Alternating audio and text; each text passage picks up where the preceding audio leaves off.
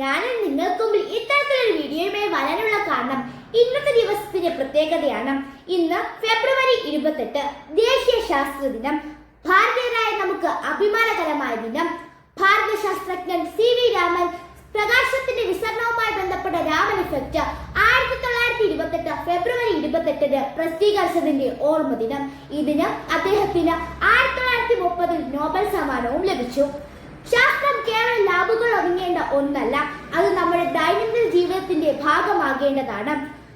സാധാരണക്കാരിലും കുട്ടികളും ശാസ്ത്ര ചിന്താഗതി വളർത്തുക, അന്ധവിശ്വാസങ്ങളെ അകറ്റി നിർത്തുക, ശാസ്ത്രത്തിന്റെ ഗുണഫലം എല്ലാവരിലും പകരുക എന്നുള്ളതാണ് ഈ ദിവസത്തിന്റെ ഉദ്ദേശം.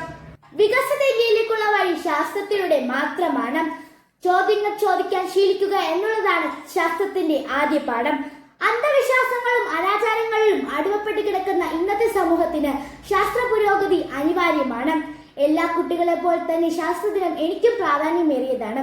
അതുകൊണ്ട് ഗവൺമെന്റ് മോഡൽ UP സ്കൂൾ കാട്ടായിക്കോണത്ത് വെച്ച് നടത്തുന്ന ക്വിസ് കോമ്പറ്റീഷനിൽ എന്റെ സ്കൂളിൽ നിന്ന് ഞാനും ആവണ ചേച്ചി പങ്കെടുക്കുന്നുണ്ട്. ശാസ്ത്രദിനവുമായി ബന്ധപ്പെട്ട് നിങ്ങൾക്കുള്ള എന്റെ ചോദ്യം ഇതാ: ലോക ശാസ്ത്രദിനം എന്നാണ്? നിങ്ങളുടെ ഉത്തരങ്ങൾ കമന്റ് ചെയ്യൂ. ഏവർക്കും ഒരിക്കൽ കൂടി ശാസ്ത്രദിനാശംസകൾ. നന്ദി, നമസ്കാരം.